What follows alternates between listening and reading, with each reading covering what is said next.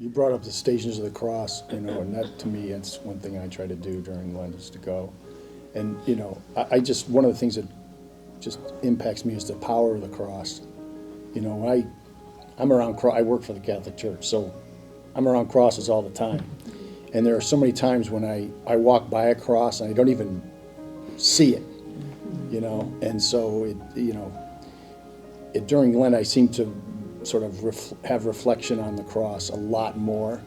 And it just is so powerful to think about the whole history of the church and what, Jesus dying on the cross for us. And that sort of, it comes back to me more during that time because of the fact that the cross is so present during Lent. It starts with this, the sign of the cross, and then it's, from there on in, it's like you're just so focused on it, and it just drives home the reality of the faith and what, what we're about in our faith and what the future holds for us with our faith. So it's something that's really been sort of a symbol for me that really is it.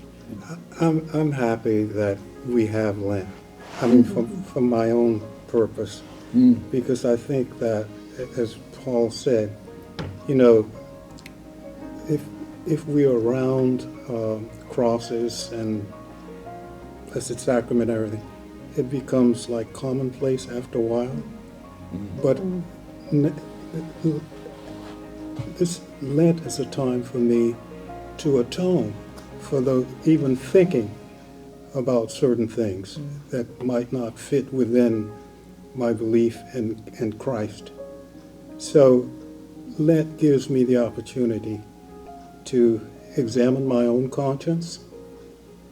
Usually the week before Lent or during Lent, I always go to a retreat, and so that gives me the opportunity to think about that time of year, the time of atonement for me, because it represents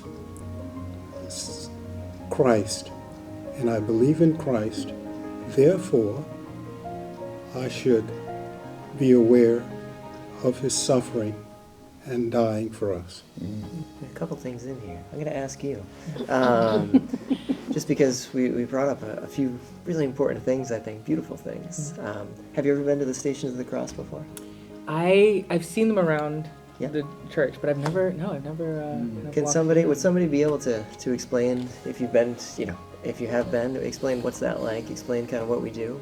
So the Stations of the Cross essentially is a prayer service where we meditate and pray with each station, each one representing part of the Lord's Passion. And so during the service, usually you're in the church and you physically walk from station to station, and there's a set of prayers that's said at each station, and that kind of takes you into the scene and brings you there to the Passion with Jesus and allows you to kind of almost walk the way of the cross with him, and pray with him through that process.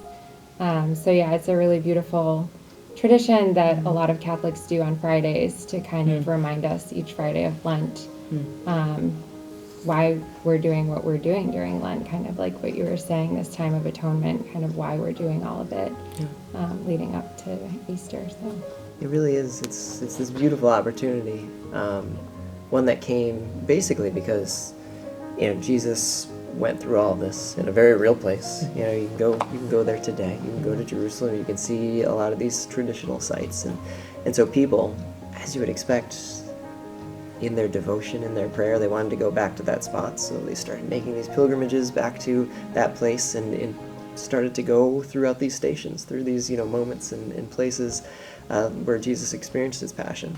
And then that kind of spread out further from there to say, okay, well, maybe we can't make it all the way to Jerusalem, but we could do this in our own church, and we can do this in our own way. And I mean, since, I know for myself, just going to different churches and seeing how they do it, and, sometimes there's music, and sometimes there's candles, and sometimes there's different things, and in just all sorts of different beautiful ways.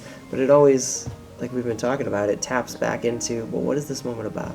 And what did Jesus do for us, or what did Jesus do for me?